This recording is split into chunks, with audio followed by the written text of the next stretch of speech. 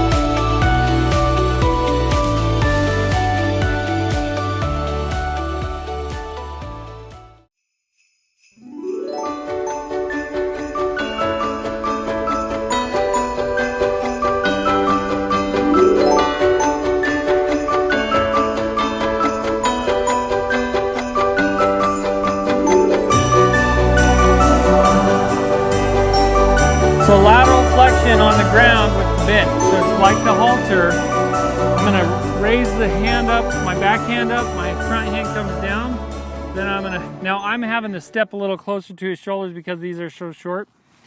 Then I'm just going to pick up and wait.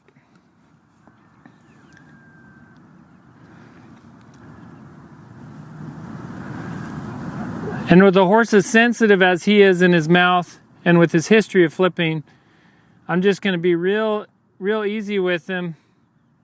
He's giving a little bit to me there. I'm going to give back to him.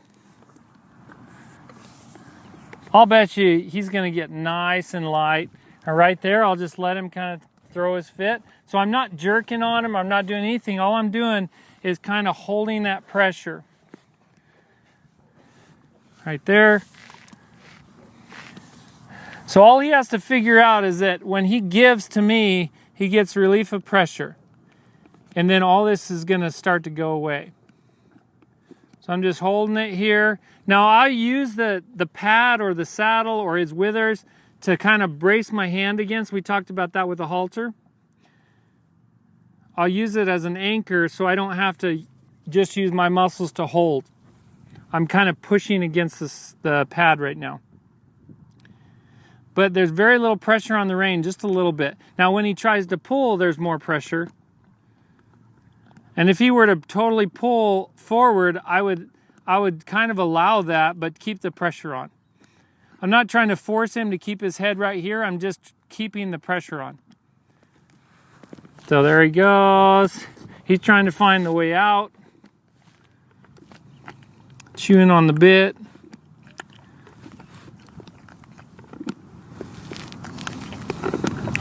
That was not bad. Release that. Now as they get better with lateral flexion, the head will come down. So he's kind of light going to the left, but his head was still up here. So he'll get better and his head will start to come down. It just naturally does. If it's higher than the withers, it's rare when they're real light. And if he'll let me rub between his eyes, I'll do that when he's in this position. So he's not worried about being in this position. He just fights the bit. Yeah. So just go with him. I might just grip the back of that cantle and to help me stick with him. And I'll go around 20, 30, 40 times. It doesn't matter. I'll just keep going with him until he stops moving his feet and flexes a little bit towards me. Pretty good.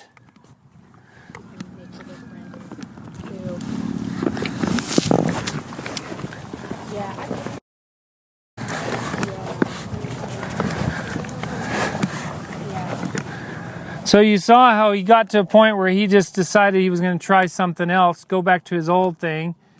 And he did it, and I just tried to keep some pressure on and let him do his thing. with reason, you're afraid that that might happen. So you're real hesitant to work with him. Yeah. So if we can get him good here on the ground, then you'll be a lot less hesitant to do it in the saddle, and he'll respond better. If I don't have a horse that's laterally flexing really nicely and bending really nicely and just responding laterally, I'm not going to try vertical flexion. And this is one of those things where if you get in a hurry doing this, you're going to really mess it up. You got to be willing. If you don't have time, just get a little bit and then start again another day. But if you got time, like I would say, if you have 30 minutes, it's not going to take us 30 minutes to get him going here, but some horses might, or an hour. I've had a horse that took me an hour to even get slightly started. A Mustang that was just look at that. I had a Mustang one time that took me 4 weeks. I think I mentioned it to you guys. 4 weeks to get her to laterally flex comfortably. And this was such a claustrophobic position for her. She did not want to bend towards me. And so it took a long time, a lot of work with her. Right there, good. So he might start to get it and then go revert to his old behavior. And I guarantee you his previous behavior was he'd get uptight and just throw his head in the air. Yeah. Or he'd feel resistance. See, this is a horse you would not want to put a curb bit on. Right there. If a horse rears, go right to a snaffle bit and work on this lateral. I tried him in a Hackamore too. I had like a bigger Hackamore that I ride auto in, and he was not having that. I got right off. I knew that was going to be a disaster. So same thing. If you're going to try Hackamore, do it on the ground. Yeah. And then if he responds well on the ground, then you can feel more comfortable getting on him. But I never try stuff in the saddle that I haven't tried on the ground. I mean, unless you can only do it in the saddle. But lateral flexion, you can do it on the ground all day long. Look at that. So he's starting to flex. And look how low his head is. Look at that. Beautiful. But what I'm talking about here is that if you get on your horse before and you don't laterally flex, then what happens is you get on and just immediately go. And if you continue to do that, get on and go, get on and go, get on and go, eventually your horse is going to start going before you're even fully on. And sometimes they'll start trying to leave before you even start to get in the saddle. And so in order to avoid that, you want to laterally flex. So 2 reasons for lateral flexion when you first get on the horse. One is to make sure your horse anticipates bending and not moving his feet.